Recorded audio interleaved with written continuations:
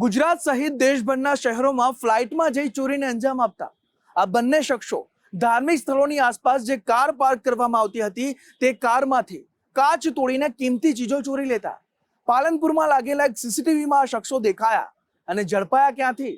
અમદાવાદથી આ બંને શખ્સોને ઝડપી લેવામાં આવ્યા છે।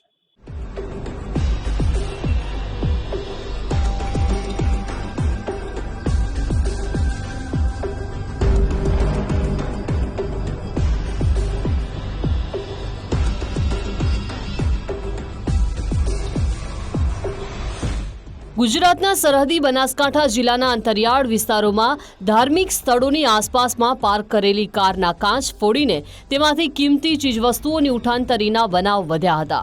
આ શાતિર ગુનેગારોને ઝડપવા બનાસકાંઠા લોકલ ક્રાઇમ બ્રાન્ચની વિવિધ ટીમે તપાસ હાથ ધરી હતી। પાલનપુર સહિતના વિવિધ વિસ્તારોમાં સીસીટીવી ફૂટેજ, ટેકનિકલ સર્વેલન્સ અને હ્યુમન સોર્સની મદદથી આરોપીઓ સુધી પહોંચવામાં સફળતા મળી।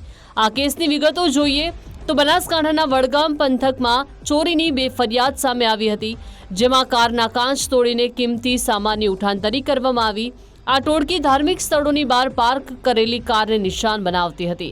આ કેસના આરોપીઓની સીસીટીવી ફૂટેજના આધારે ઓળખ કર્યા બાદ તપાસ હાથ ધરવામાં આવી હતી। બનાસકાંઠા એલસીબીના જવાનોએ અમદાવાદથી કુખ્યાત ચોર સતીશ છારા અને નકુલ છારાને ઝડપી પાડ્યા। આ ચોર ટોળકી અમદાવાદથી ફ્લાઇટમાં બેસી દિલ્હી, મુંબઈ અને કોલકાતા સહિતના શહેરોમાં જઈને ચોરીઓને અંજામ આપવાનું કબૂલ કર્યું છે। બે ઝડપાયેલા તસ્કરો પાસેથી બાઇક અને રોકડ રકમ મળીને 3,20,000 રૂપિયાનો મુદ્દામાલ જપ્ત કરવામાં આવ્યો છે। આ ચોર ટોળકીએ દેશના વિવિધ શહેરોમાં 25 ગુના આચર્યાની કબૂલાત કરી છે।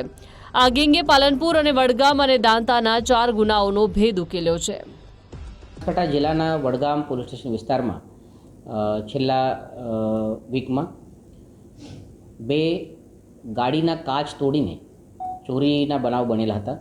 આ બનાવના અનુસંધાને એલસીબીની જુદી જુદી ટીમો બનાવવામાં આવેલ હતી અને તે સંબંધિત ડિટેક્શનની કાર્યવાહી શરૂમાં હતી। આ ડિટેક્શન દરમિયાન તે દિવસે અને તેનાથી 1-2 દિવસ પહેલાંના સીસીટીવી ફૂટેજ ચેક કરીને લગભગ 500થી વધુ સીસીટીવી કેમેરા ચેક કરીને આરોપીની અને તેના વ્હીકલની ઓળખાણ કરવામાં આવેલ। આ ઓળખાણ કરતા સમયે જે વિશ્વાસના અમારા કેમેરા છે ગુજરાત પોલીસના, તેની મદદ લેવામાં આવેલ, નેત્રમ અને ત્રિનેત્રની મદદ લેવામાં આવેલ અને તેમાંથી ગુનેગારોને આઈડેન્ટિફાઈ કરીને અમદાવાદ ઝોન 4ની જે એલસીબીની ટીમ છે તેના સાથે કોઓર્ડિનેશનમાં રહીને આરોપીઓને અમદાવાદથી અટક કરવામાં આવેલ છે। ધાર્મિક સ્થળોની નજીકના વાહનોને નિશાન બનાવીને ચોરી કરતી ટોળકીના પકડાયેલા ઇસમોમાં મુખ્ય સૂત્રધાર સતીશ લાલજી સરફડી ઇન્દર અમરાઈવાડીના કંગસવાડામાં રહે છે, જ્યારે નકુલ છારા મણિનગર વિસ્તારનો રહીશ છે। આ ટોળકીના બે સભ્યો પારસ ઉર્ફે મુકુલ ગરડે અને જયંતિ નારાયણ દેવલાવાળાને વોન્ટેડ જાહેર કરવામાં આવ્યા છે। આ ચોર ગેંગમાં કુલ કેટલા સભ્યો છે, અત્યાર સુધીમાં કેટલી ચોરીઓને અંજામ આપ્યો અને ચોરીનો મુદ્દામાલ કેવી રીતે સગેવગે કરતા હતા તે સહિતના મુદ્દાઓની તપાસ પોલીસે હાથ ધરી છે।